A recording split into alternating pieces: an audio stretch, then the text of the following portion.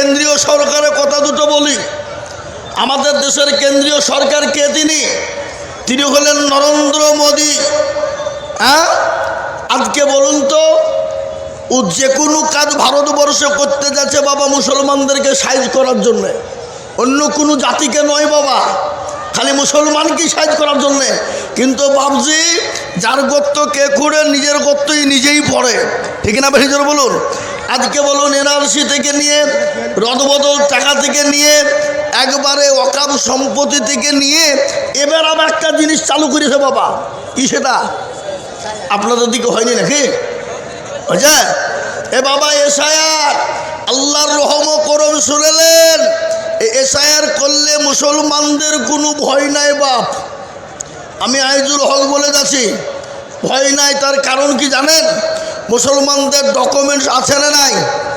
কথা বলেন না কেন? ওরা কি ডকুমেন্টস নেবে? আমাদের কি চাই? ওরা যা ডকুমেন্টস চাইবে আমরা দিব।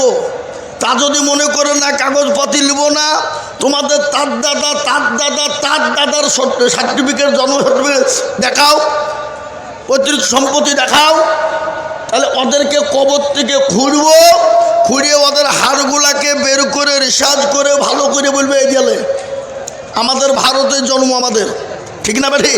কথা বলেন।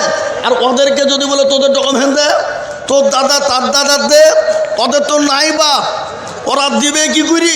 ওরা তো বাপ দিয়ে আগুন দিয়ে জ্বালিয়ে পুড়িয়ে ছাই করে দাঁত মাজন করে নিয়েছে, নাকি বুঝছেন আপনারা? বলুন, ঠিক বলছি না ভুল বলছি? তাহলে ডকুমেন্ট মুসলমানদের আছে না নাই?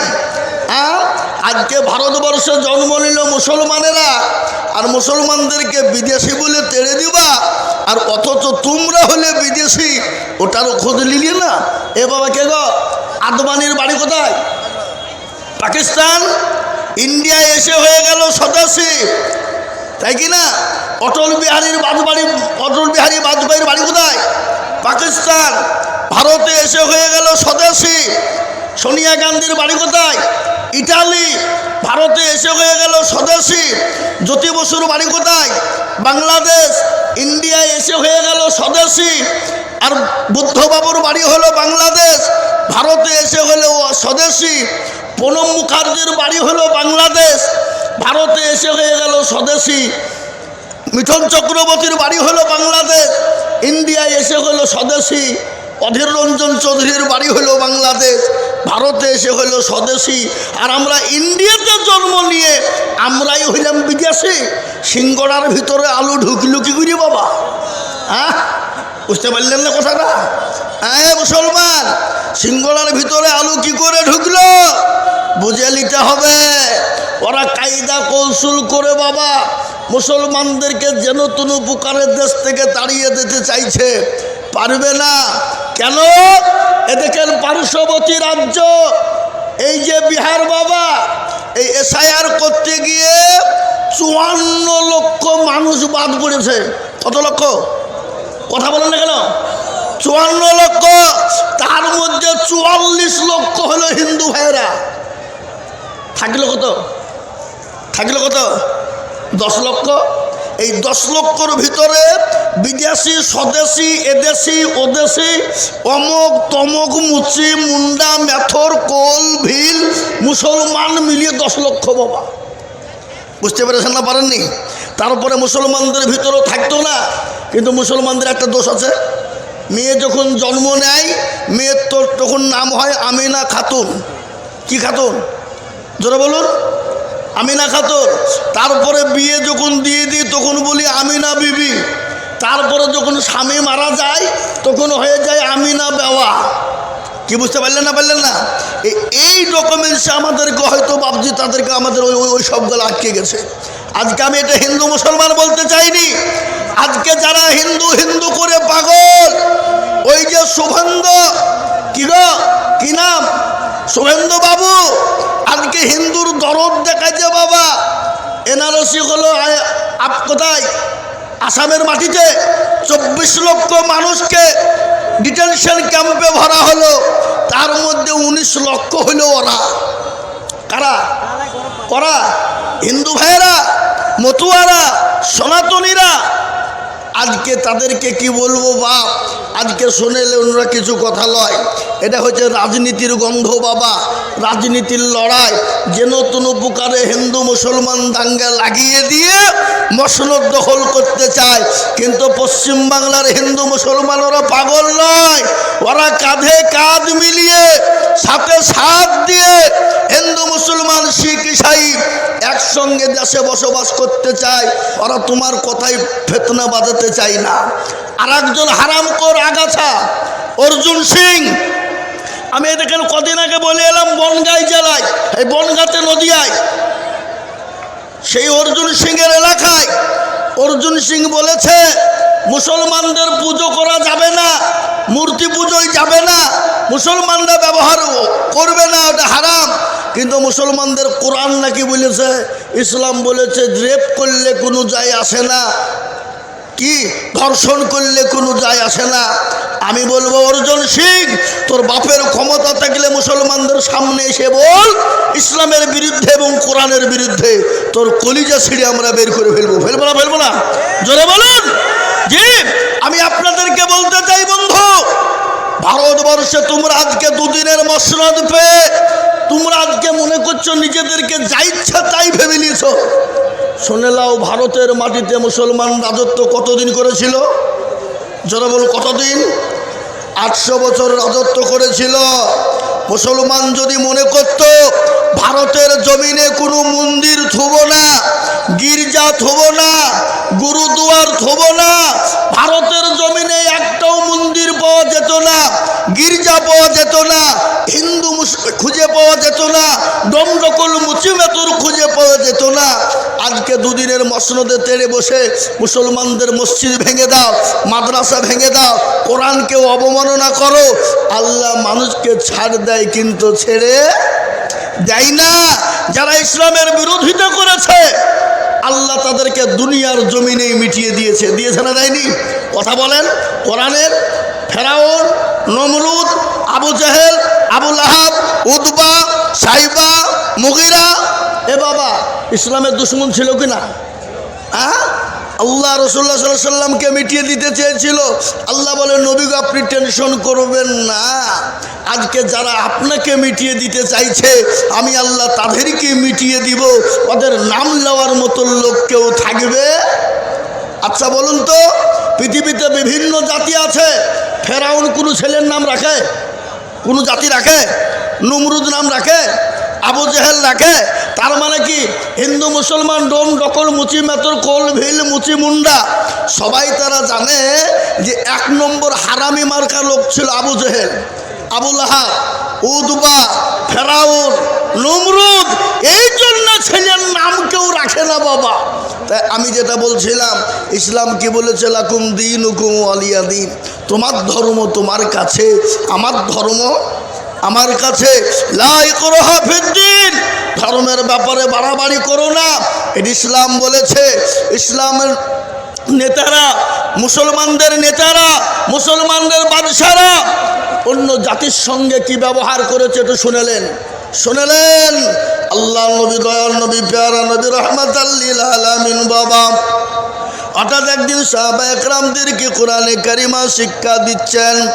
হাদিসের মধ্যে নবী বলেছেন খায়রুকুম মান তাআল্লামাল কুরআনা ওয়া আল্লামাহু, যারা কোরআন শিখে অপরকে শিক্ষা দেয় পৃথিবীর তারা উত্তম ব্যক্তি।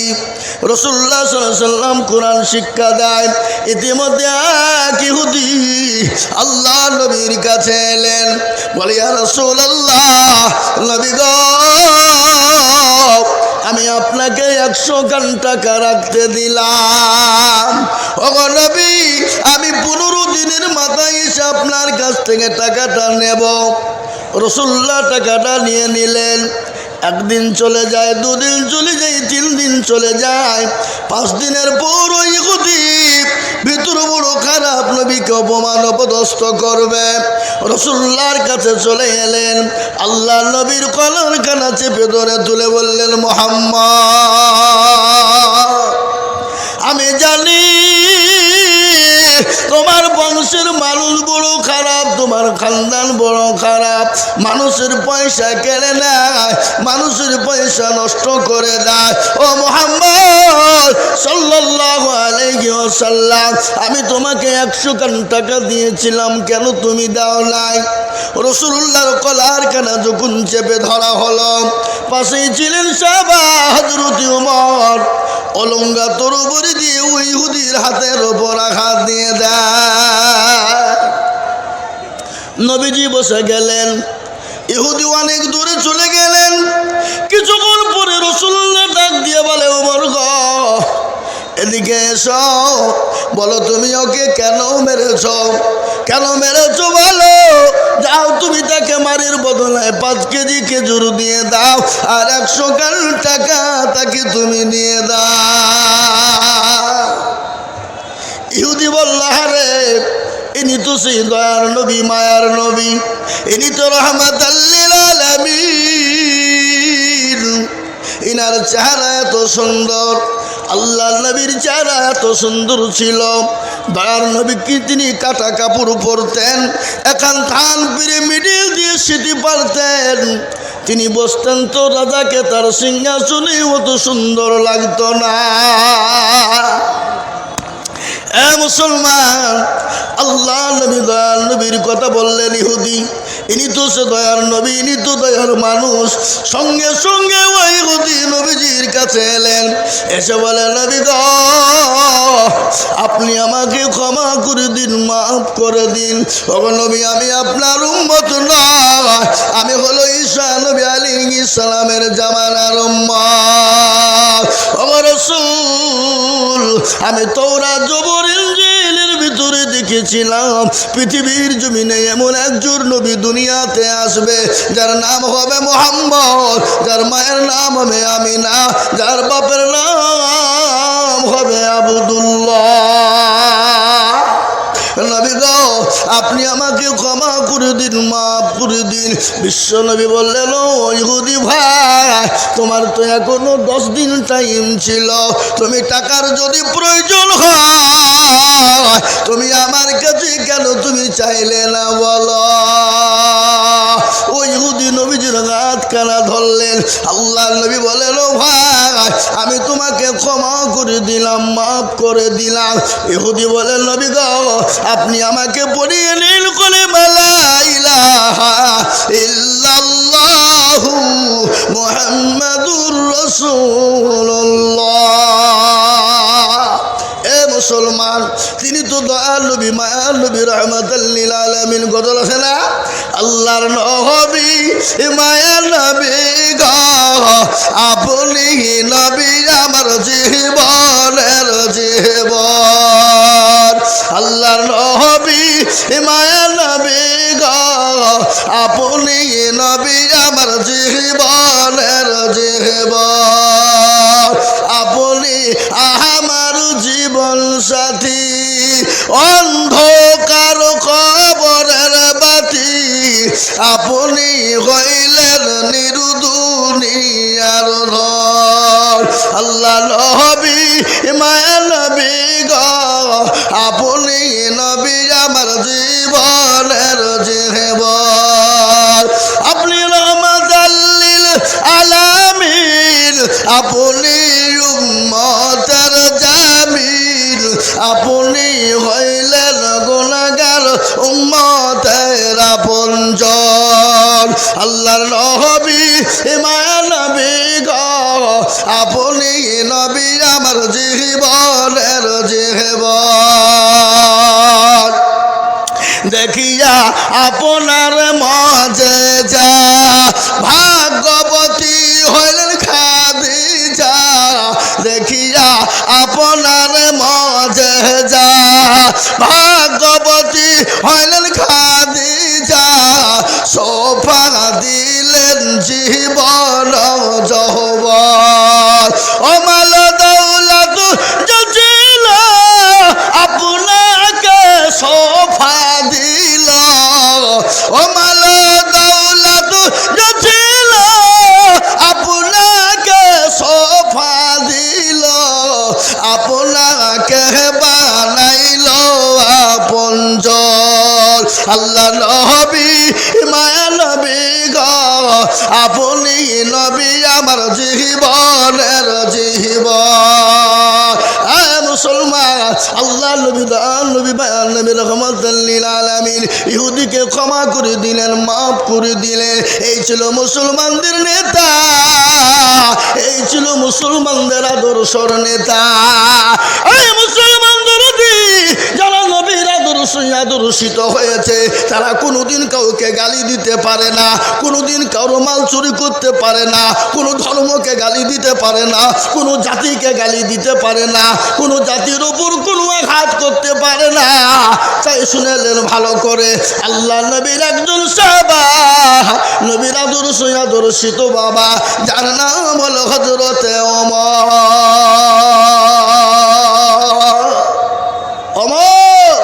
তিনি যখন আমিরুল মুমিনিন, খলিফাতুল মুসলিমিন, অর্থ পৃথিবীর খলিফা, চিন্তা করেন, তিনি একদিন রাত্রির বেলায় গভীর রজনী একাই বেরিয়ে যান। কোনো নেতা নাই, কোনো সিকিউরিটি নাই, কোনো বডিগার্ড নাই। চিন্তা করেন, তিনি অর্থ পৃথিবীর খলিফা, কোনো বডিগার্ড নাই, কোনো বাবজির সিকিউরিটি নাই, তিনি অর্থ জাহানের মালিক। আর আমাদের দেশে বাবা, ও যদি মেম্বার হতে পারে ও 4টে বডিগার্ড, কথা কন না কেন? প্রধান হতে পারলে 8টা, সভাপতি হলে বাবজি 12টা, মানে ও দুর্নীতি মাল।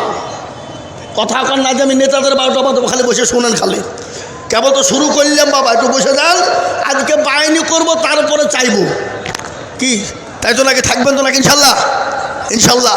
তাই শুনলেন, কোনো নেতা নাই, কোনো সিকিউরিটি নাই, কোনো বডিগার্ড নাই, তিনি একাই চলে গেলেন। যেতে গিয়ে দেখলেন এক ইহুদি, রাত্রি বেলায় তিনি দাঁড়িয়ে বসে রয়েছেন, গভীর রজনী। ইতিমধ্যে হযরত ওমর চলে গেলেন। ইহুদিকে বললেন, ভাই এত রাত্রিবেলায় তুমি একাই দাঁড়িয়ে কেন বলো? ইহুদি বলল, গো পথিক, আমি যাই মন তাই হয় না কেন, তুমি চলে যাও। এই কথা যখন বলা, হযরত ওমর তত নরম হয়ে যায়। ইহুদি বলল, আরে এ তো নেতা বা কোনো রকমের কোনো চোর বা ডাকাত হতে পারে না, একে যত জোরে কথা বলি তত নরম হয়ে যায়। দেখবেন রাত্রিবেলা দিয়ে যদি কোনো চোর বা ডাকাত চলে যায় আপনার বাড়ির পাথর দিয়ে, আপনি যদি বলে কে যায়, বলে তোর বাপ যায়, বুঝবে না, এই কথা বলেন না কেন? আর বেশি কায়দা করলে ফটাম করে বেরিয়ে দিবে। মুসলমান, হযরত ওমর তো নরম হয়ে যায়। হযরত ওমর যখন নরম হয়ে গেল, ইহুদি বলল, আরে ইনি চোর বা ডাকাত হতে পারে না। সঙ্গে সঙ্গে বলে, পথিক, আমি অতি গরিব মানুষ, জাতিতে ইহুদি, আমি মদিনার স্টেটের বাইরের লোক। আমি শুনলাম মদিনার যিনি গভর্নর, মদিনার যিনি অর্ধ পৃথিবীর খলিফা, যার নাম হলো ওমর, সে নাকি দয়ার মানুষ, ভালো মানুষ, সে নাকি নবীর আদর্শিত। আমি তার কাছে কিছু চাইতে যাচ্ছিলাম।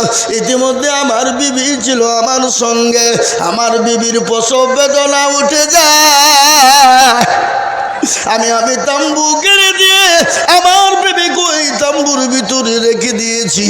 আমি ভাবছি, আমার গড, আমার প্রভু, এত রাত্রি বেলায় আমি কি করব? আদর্শ কাকে বলে শুনেলেন? হযরত ওমর কিছুই বললেন না, তিনার কোনো মনে অহংকার নাই, তাকাব্বুর নাই, তিনি তো অর্ধ পৃথিবীর খলিফা, অর্ধ জাহানের মালিক। বাড়ি চলে গেলেন, বিবিকে গিয়ে ডাক দিয়ে বলেন, আব্দুল্লাহর মা। বিবি বলেন, স্বামী গো, দরজা খোলা আছে, চলে আসুন। বিবিকে ডাক দিয়ে বলে, বিবি রে, ও বিবি, আজকে তুমি জান্নাত খরিদ করতে চাও? বলে হ্যাঁ। বলে, জান্নাত যদি নিতে চাও তোমাকে দায়ের কাজ করিতে হইবে। দায় বুঝেন না? এগো দায় বুঝেন না? দায় মানে কি? যারা লাড়ি কাটে, এখন তো দায়ের দরকার নাই, এখন বেদনা উঠতে দেরি বাবা, পয়সাওয়ালা অমনি নার্সিংহোমে ভর্তি করে বলে কেটে বের কর। ঠিক না বেরিয়ে জোরে বলুন। এ মুসলমান দরদি আমার ভাইয়েরা, কোনো মনে ঘৃণা নাই, কোনো অহংকার নাই, কোনো তাকাব্বুর নাই। বিবিকে বললো, বিবি রে তুমি কি দায়ের কাজ করিতে হইবে? বিবি কাপড় চোপড় যত যা লাগে সব কিছু গুছিয়ে নিলেন। হযরতে ওমর আসলামকে ডেকে বলে, আসলাম রে, বাইতুল মালের দরজা খোলো খোলো। বাইতুল মালের দরজা যখন খোলা হয়ে গেল, আসলামকে ডাক দিয়ে বলা হলো, আসলাম খেজুর এবং ময়দা বস্তায় তুমি ভরো আর আমার মাথায় বোঝাটা উঠিয়ে দাও। হযরত আসলাম ডাক দিয়ে বলো, আমিরুল মুমিনিন, আমি আপনার গোলাম, আমি থাকতে আপনি কেন বোঝা মাথায় নেবেন? হযরত আমিরুল মুমিনিন হযরত ওমর ডাক দিয়ে বলে, আসলাম রে, আমি যে দৃশ্য কেন দেখে এসেছি, কাল কিয়ামতের দিন আল্লাহ দরবারে হয়তো পাকড়াও হয়ে যাব। ও আসলাম, আমার বোঝা আমার মাথায় তুলে দাও। বিবিকে সঙ্গে করে নিয়ে চলে গেলেন।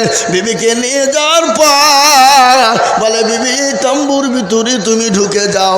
বিবি তাম্বুর ভিতরে ঢুকে গেল। হযরত ওমর তিনি পাথর দিয়ে চুলো তৈরি করলেন। কাঁচা চুলো জ্বলে না, যত ফু দেয় তত ধোঁয়া বেরিয়ে যায়। কিছুক্ষণ পরে বিবি ডাক দিয়ে বলে, গো আমিরুল মুমিনিন, আপনি আপনার বন্ধুকে বলে দিন আল্লাহ তার একটা পুত্র সন্তান দিয়েছে। এই কথা যখন বলা, ইহুদি বলল, আর ইনি তো সেই আমিরুল মুমিনিন, ইনি তো সেই ওমর। সঙ্গে সঙ্গে হাত কানা ধরলেন। ওমর বললেন, গো ভাই ইহুদি, আমাকে তুমি মাফ করে দিও, আসামির কাঠ করে তুমি দাঁড় করিও না। ওই ইহুদি বলে, ও আমিরুল মুমিনিন, আমি আপনাকে কত না গালি দিয়েছি, ধমক দিয়েছি, আপনি দয়া করে আমাকে মাফ করিয়ে দিন এবং পড়িয়ে নিন কলেমা লা ইলাহা ইল্লাল্লাহু মুহাম্মাদুর রাসূলুল্লাহ। কোনদিন আল্লাহ নবী এবং তার সাহাবারা কোনদিন কাউকে জোর করে কলমা পড়ায় না, কোনদিন জোর করে কোনো জাতির উপর আক্রমণ করে না, কোনো ধর্মের উপর আক্রমণ করে না। আজকে তোমরা মসজিদ ভেঙে দাও, মাদ্রাসা ভেঙে দাও, কোরআনকে পুড়িয়ে দাও, কিন্তু আমি তোমাদেরকে বলবো বন্ধু, তোমরা হাজার চেষ্টা করো না কেন, ইসলাম ছিল, আছে, আগামীতেও থাকবে। একটু হাতটা উঁচু করে দিয়ে বলুন তো ইনশাল্লাহ। নামান অনেকে তুলল না বাবা, ওরা মনে করছে দেখো এবার মনে হয় মৌলবি লাইনে আসছে না বাপ।